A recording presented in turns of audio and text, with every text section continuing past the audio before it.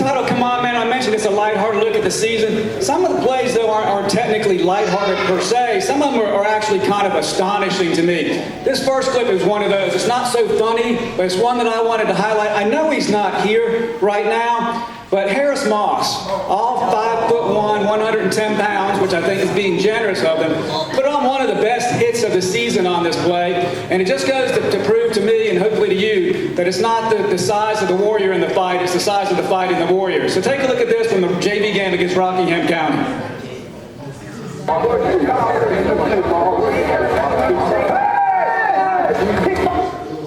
There's Harris.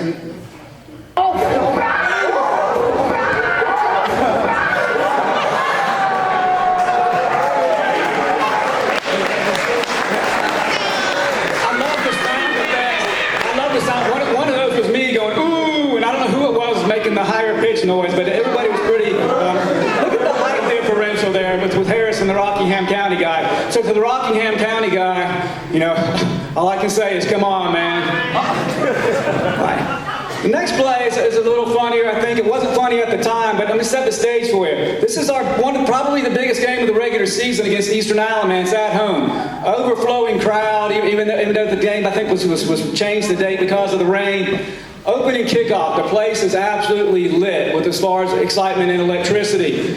Eastern's kicking off to Western Alamance. Jay Crispin fields the ball and sees nothing but green grass in front of him until something bizarre kind of happens.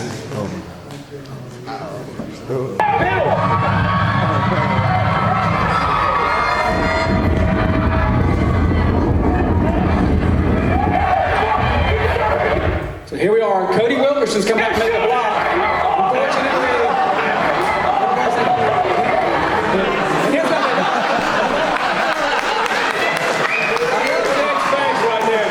Jake, I'm going to just take a guess and think you probably were not saying "Come on, man" at that time, were you?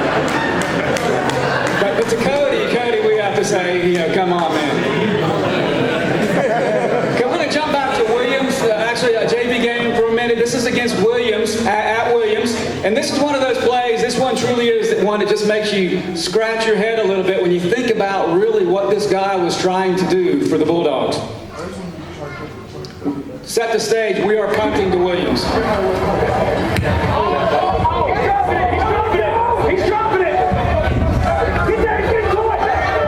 It's hard to see, but you notice the ball is careening out of bounds, and I think this guy thought he was in a basketball game because he attempts to then save the football right back into our hands. So really not the brightest group of people in the world over there at Williams. No offense, Bulldogs.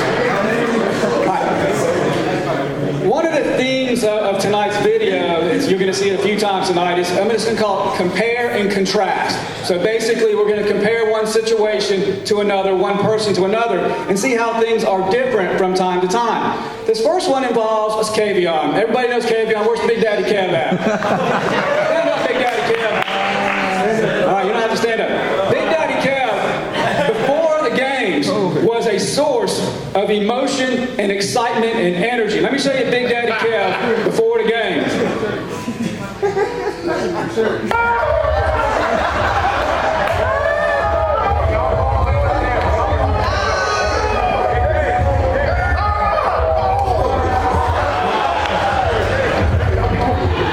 So this is Big Kayvon's motto. It says there's a name for people who conserve energy smart.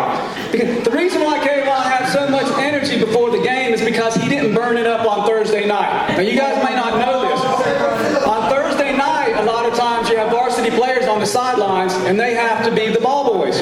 And the ball boy's job is to run onto the field to the referee, carry the ball to the referee, and exchange it. Here's Kayvon's version of being a ball boy.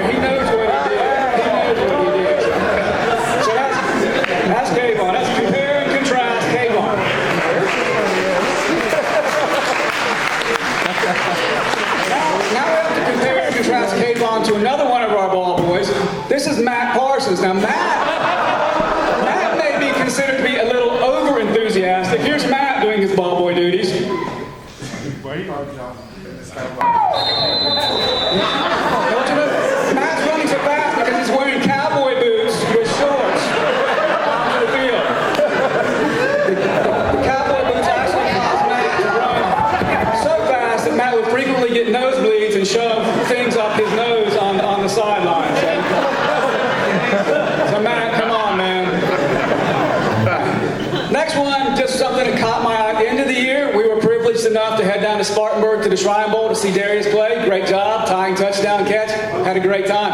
I noticed the come on man there. Darius, you can breathe a sigh of relief. It's not you. But see if you guys can spot the problem here. Before the game on the Jumbotron, they were recognizing the Hall of Fame class of previous Shrine Bowl participants. See if you can spot the problem before I do.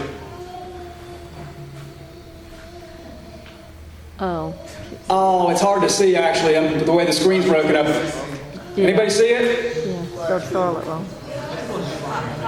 Mike Stanford from Charlotte, North Carolina, obviously, so somebody had spelling issues down at the Shrine Bowl.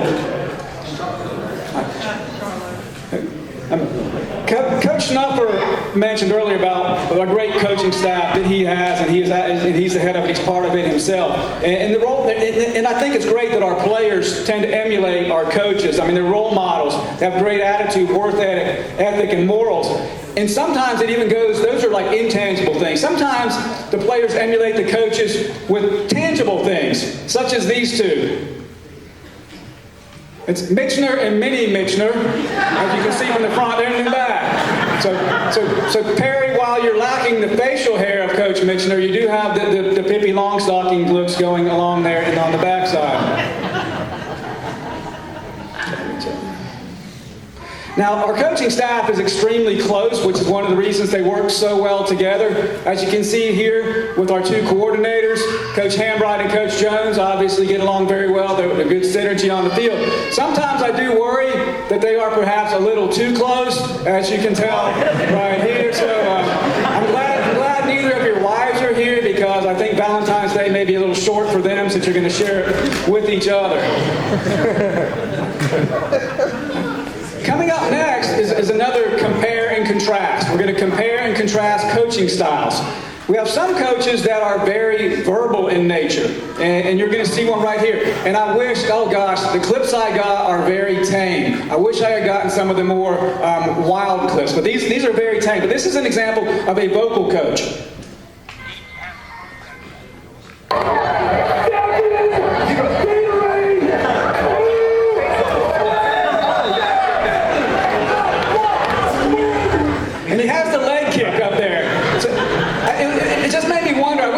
Here, Brent, I was going to say, Brent, how did he propose to you? It was like, will you?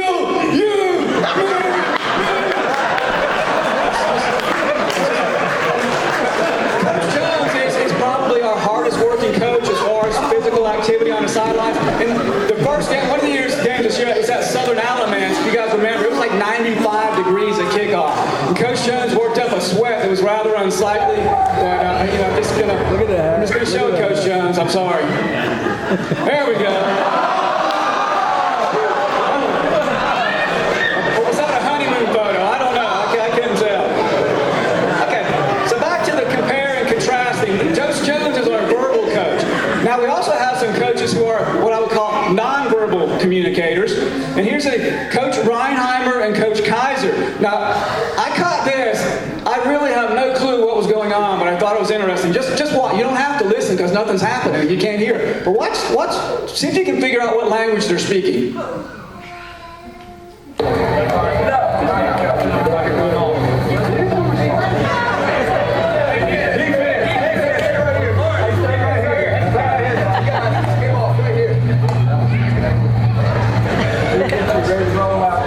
think Joe is grating cheese right now.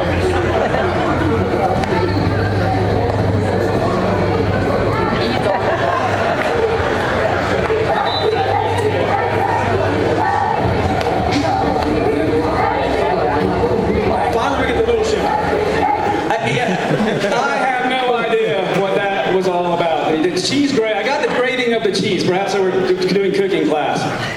All right, Coach Schnupper also alluded to this earlier. In past seasons, I do the post-game Warrior wrap-up. It was either usually Ricky Portell or somebody else doing it. This year, we rotated in the assistant coaches. And honestly, there are no come-on-man moments from the mess-ups there because there were none. These guys did an exceptional job. They were stars in their own right. But what I do is after I get home or after I watch the video, I see things happening in the background. Okay, these things happen in the background. And it's one of those things where it's like we don't get any respect doing these videos. You watch what happens sometimes in the background of some of our interviews. We got off to a slow start. The first offensive series was not actually a thing of beauty. So we had to punt back, but when Eastern got the Watch our little guy here. ball, they fumbled it after the first down, and Banquet scored. What do you do with the coaching staff to get the team motivated after a huge win like this? Get ready for Rocky Hill County. I honestly think they'll be a little bit self-motivated just because. Does anybody know who this young man is? Perhaps he here tonight. No, that's bad. Okay, well, I can predict his future right now.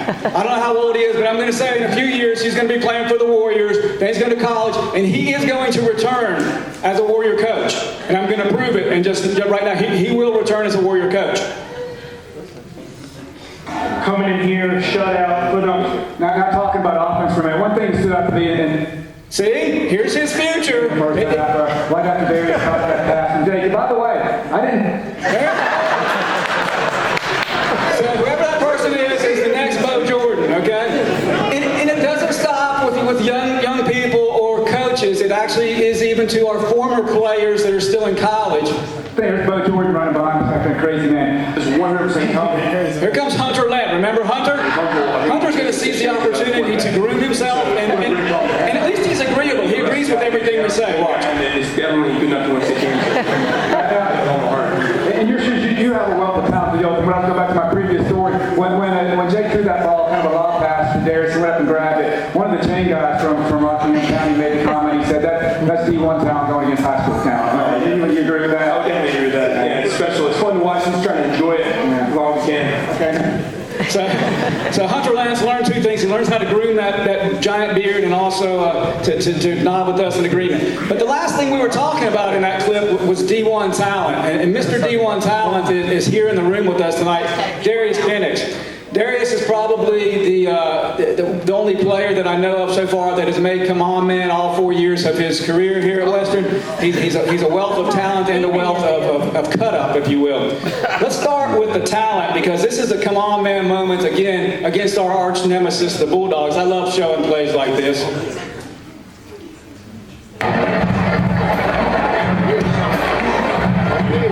So he destroys one guy with a stiff arm, another guy with a stiff arm.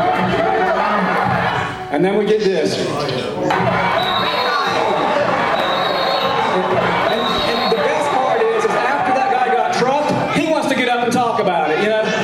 And that's definitely Come On Man moment.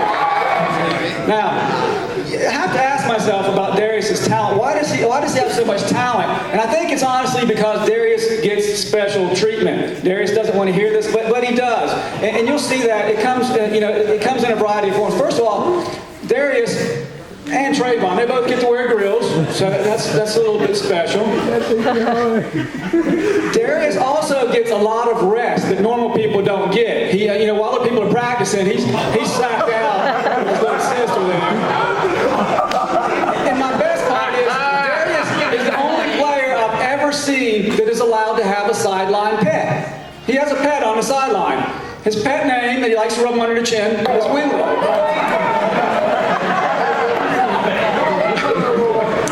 Darius also gets piggyback rides from time to time, so, like I said, Darius, come on, man.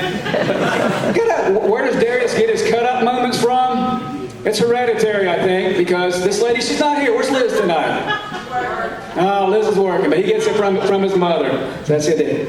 All right, changing gears a little bit. We're going to go back to a JV game. Love our cheerleaders. Any cheerleaders in the house? No. Love our cheerleaders. You guys do an outstanding job. This happened in a JV game, though. This was sort of a miscommunication, if you will. Literally seconds before kickoff. And they prepared this wonderful banner. Only problem is there's nobody behind the banner to run through it. The players or something, all the players are over here, and they're all looking over there going, what's going on? So the banner got folded up, and maybe we can use it again next year. Somebody mentioned earlier about the band and the whole thing about the players coming into the stadium, coming down through the bleachers and how that was working. And we almost had a serious accident during the player walk-in. If you watch here, there's a lot of feet and muscles coming down this walkway. From homecoming, our lovely homecoming queen, Miss Haley Stout, decides she's going to pose for a picture just as Darius is coming down the aisle.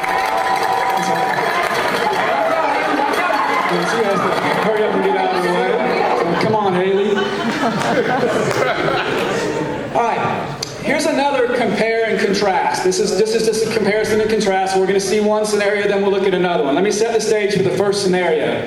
This is after the Eastern Alamance game. Okay? On the opening possession of that game, if you remember, Jay got tackled by Cody, and then we did like a 3 and out. We actually went backwards. So things weren't looking too good. Eastern Alamance took over the ball, and this isn't a CmonMan moment. This is important though. This is something that happened. It was one of the pivotal plays of the season.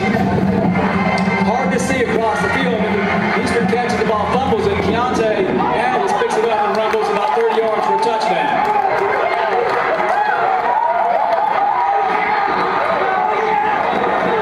So after the game, that's not really a CmonMan. After the game, I caught up with Keontae to do an interview. The first thing you got to notice is this is about 10 minutes after the game, and Keontae is still out of breath. So why are you still out of breath, Keontae?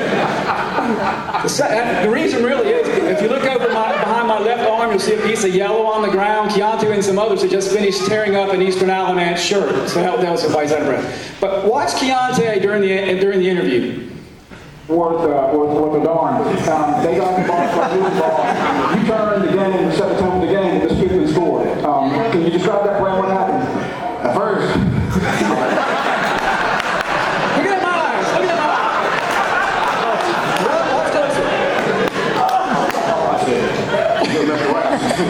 We're going to see this in slow motion.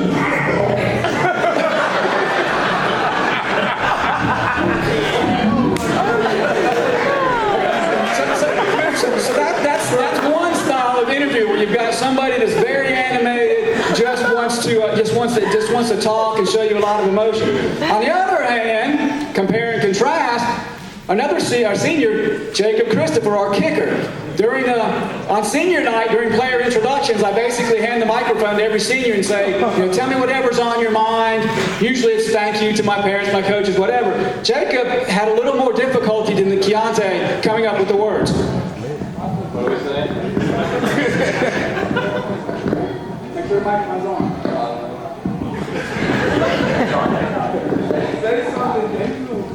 Hashtag bomb squad. So somewhere in between Keontae and Jacob is probably, where you want to be players when we do an interview. Somewhere in between there. All right. No CmonMan video would be complete without some dancing. And this guy, the first guy, he, like Darius, is somebody that gets in the video every single year. I've been watching. I do have to admit, he's got some moves. Coach Mitchell.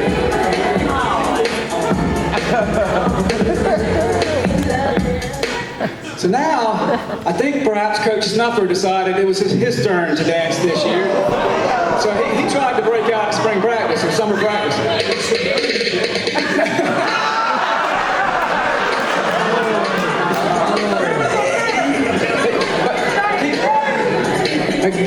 Here's a little bit of Blair dancing.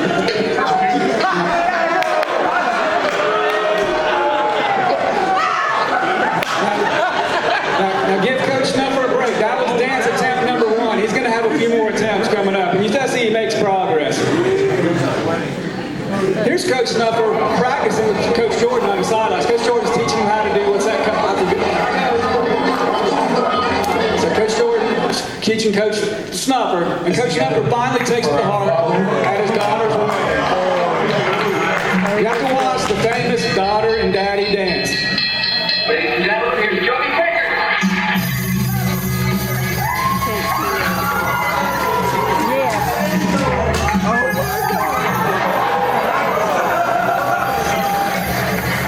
It gets better.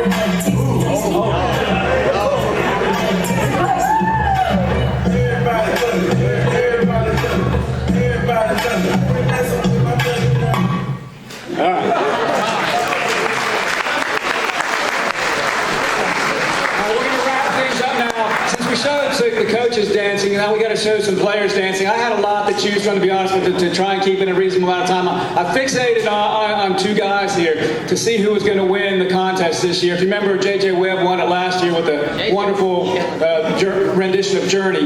This year it's going to boil down to a junior and a senior. I'll go ahead and warn you now, Trayvon Williams and Perry Greason. This took place late in the season, but here's what we got going on here. I'm not even sure what to call this.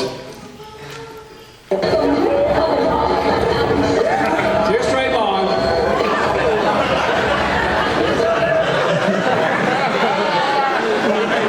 Trayvon, I would have awarded you the prize, but I'm sorry, I just couldn't pass up this. Watch out, he is on fire. Now, we got to slow it down. Here's the best part. Watch right here. She's going to do the classic face bomb. She knows what's going on. Watch this. It's like, oh, Lord.